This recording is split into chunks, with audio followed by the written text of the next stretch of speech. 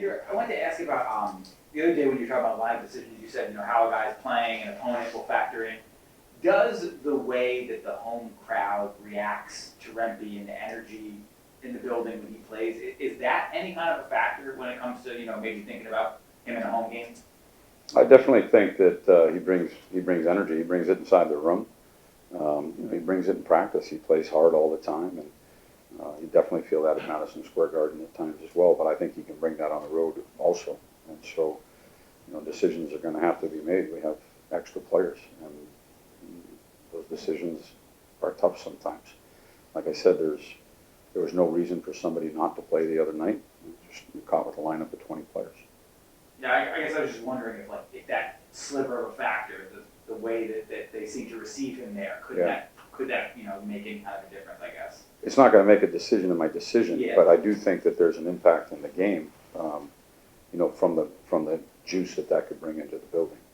Peter, what makes Chris Kreider such a good penalty killer, especially for a guy who didn't really start doing that until a couple of years ago? I've often found that power play guys are really good penalty killers. They see setups and they know what's about to happen, and that second of anticipation, the positioning or the anticipation or a stick or a read, they oftentimes get it and see it, and so they can become really effective penalty killers as well.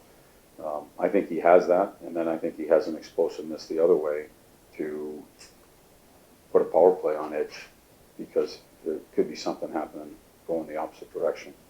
So I think it's a combination of both, and he works at it. He's a smart guy. I think he thinks the game pretty well, and for him to understand the penalty kill and pick that up, that wouldn't surprise me. The other night, you're essentially going with three new defense pairs that hadn't really played in a regular season game ever. How do you think it went? How do you think they're adjusting to each other, and how do you think the team is adjusting? How much do the forwards have to adjust when there are new pairs, when there's a guy playing on his offside, or is it just the structure? I think the offside's a little bit tougher, and Braden had done it before, but not all last year really. He was caught on the right, so he moves over to the left. He's had some experience there in his past, and the game, for me, I think everybody always wants that lefty-righty, because of righty on the left side, it closes down the game a little bit. You really have to open up to it to keep it on your forehand. And so that lefty-righty combo is what I think ideally everybody seeks. But there are guys, I think, that are pretty efficient at moving back and forth. And so I think it was a little bit of adjustment. He had played just a little bit there in training camp, and the injury happened late. We're looking at certain players, and we're trying to come up with the answers to that, knowing about Ryan and his absence for a period of time. And I thought we played pretty good.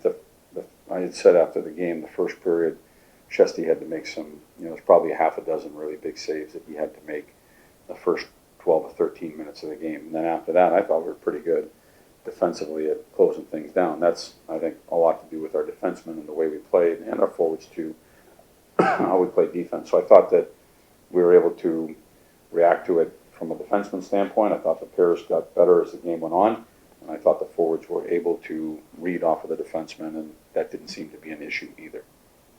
What's going through your mind when you see Lafreniere pull off that toe drag move around Marcus Pettersson? He had a few of those types of moves last season too. Yeah, it's a high-end move, to be coming in on your forehand like that, and to have the patience. I think probably the patience is the biggest thing. He has the patience and the ability to pull that off. Big goal at the time. How have you seen his evolution I know it's only been a year and one game, but how have you seen his evolution of I guess, maybe feeling more comfortable with pulling off moves like that in a game? Well, I thought his confidence increased the entire year last year, to the point in the playoffs he pulled it off 2 or 3 times. He pulled off a move like that, one where you have to, you just pick up your eyes a little bit and say that was a pretty special move. And that one the other night was as well. And I think it's to me that shows confidence in a player in his game and his ability. And I think that built last year to a point where he felt going into the playoffs he could make those type of plays, and he did. And then in game one he went back to it. Any thoughts on, emotions and anything special of a home opener and some of the new guys, and would you tell them maybe say something to the young guy that didn't see anything? Yeah, I mean, just going into that building the other night, even though it wasn't home, it's still a big deal. That's his first game and sold out crowd, and there's some big players on the opposition there that have had pretty amazing careers, and if you're going to find yourself in one-on-ones against them, that's probably a pretty big moment as well. But coming back to MSG and that excitement of playing in front of our fans in New York City, that's all. To me, that's all pretty special as well. So, unlikely that a young player is going to feel a drop off after game one just because it's game two in Madison Square Garden. I'm sure you'll be pretty ramped up for that game. Speaking of that, you mentioned the big players across the ice rink. You kind of mix it up with Crosby. Do you like seeing young guys kind of get into it with older players and, I guess, show a level of fearlessness? I do think he is. He plays that way with a physical presence. I don't think he was in fear of anything the other night. But that's why he's here too. I mean, he showed that in training camp.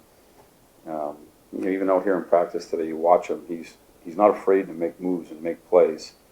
And you like that about a player that he's willing to push the envelope no matter how it is, whether it's being physical against top players or whether it's spinning out of a move and making a play, whether it's charging up the ice to continue offense, or there's different ways you can do that.